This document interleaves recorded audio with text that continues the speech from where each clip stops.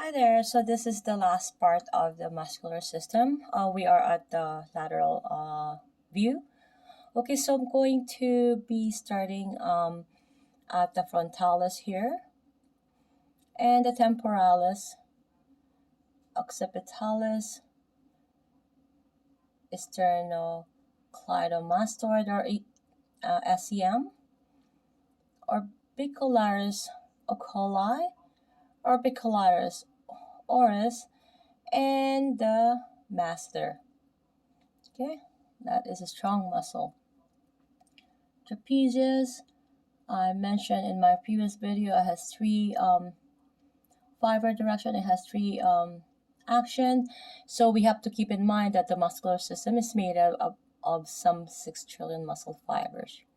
So each of these fibers thinner than a human hair, but can support up to 1,000 times its own weight. Okay. I'm at the platysma. This is like a more of a covering in your neck. This is very superficial. As people age, this usually sags.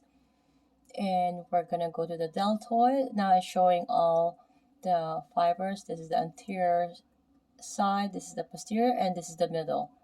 Deltoid and the triceps brachii, biceps brachii. I mentioned how the muscle can only pull but not push. So if you want to do contract or relax your muscle, let's say the biceps brachii is the agonist, right? You can only pull the muscle or contract, but you can't push it. So it's an integrated system, just like the whole body. The antagonist, which is the triceps brachii, will have to do take the action of the agonist, and the biceps brachii will be the antagonist. Triceps brachii will extend, therefore will pull the muscle, right? Then biceps brachii will be relaxed in that event. Okay, so muscles and their actions, anatomy texts differ in the way they describe the body. So this is specifically true when it comes to a muscle's actions. Okay, virtually all texts agree upon a muscle's primary action, which is really easier to detect anyway. What's the primary action, right? But usually it's harder to know the secondary action. You're gonna have to know the origin, the insertion, the fiber direction, where it's located. There's so many factors you need to consider, and what is the purpose, right? The function. It is not, or the action. It is not uncommon, however, for them to disagree about the muscle's secondary action. Admittedly, this can be confusing, but remember that even in this age of great technological advancement and certainty, the complexity of the human body still leaves some things open to debate. Up for debate still. There's still science we haven't learned. Even the human body alone, it's the system. It's an integrated system, right? God is good. He created it that way, and there's more to learn that we have not learned yet.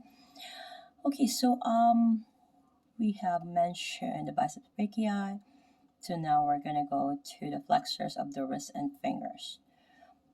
Okay, we already have mentioned a few in the anterior and posterior side. Here you can see the extensors of the wrist and fingers, right?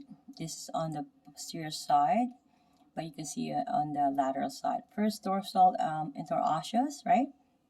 If you can see that this part of our, there's a lot of aponeurosis here.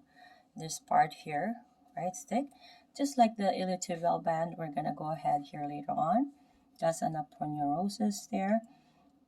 Okay, so there's that thoracolumbar aponeurosis. That's another thick aponeurosis in the lumbar area at the back. I showed it during the posterior view. Okay, so we have the latissimus dorsi there. It's the swimming muscle. And we have here the pectoralis major, minors underneath, rectus abdominis, right? We have that six pack.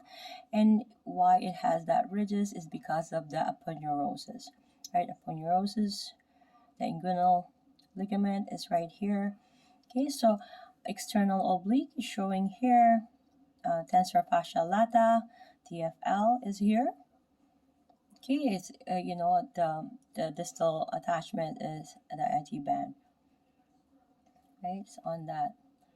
See, this is the IT band as well. Okay, so now we're going to the lower area. Okay, gluteus medius is here, and gluteus maximus is this is a really big muscle. I did a video of individual or sometimes 3 muscles, but I mentioned the origin and insertion, and also the fiber direction. You need to know all of these if you're going to be in a doing manual therapy, educator, writer, anything that requires for you to know the anatomy, so that because we have to make sure that we're not harming. Adductor magnus is here. That indicates the action. It's an adductor, right? And it has magnus brevis here. Rectus femoris is showing here. The sartorius, right? And then the iliotibial band, like I mentioned, the vastus lateralis, because it's on the outer part. It's on the lateral view. Vastus medialis is this. This is vastus lateralis. Okay, semimembranosus, you can see there. That forms the popliteal fossa at the back. Okay, that's the biceps femoris. Now the gastrocnemius, these two heads, and the peroneus longus is here, and peroneus brevis. Okay, and then the flex tibialis anterior. I have mentioned this one here. They are compartmentalized. Usually, I did a video with regards to it. Please watch them. Flexor of the ankle and toes. And of course, the abductor hallucis, right? So overall, we have 639 muscles overall. And I did all the videos on the origin and insertion. And also I did all the system of the body. And I'll be doing some mnemonics and overview of the systems of the body in the later weeks to come.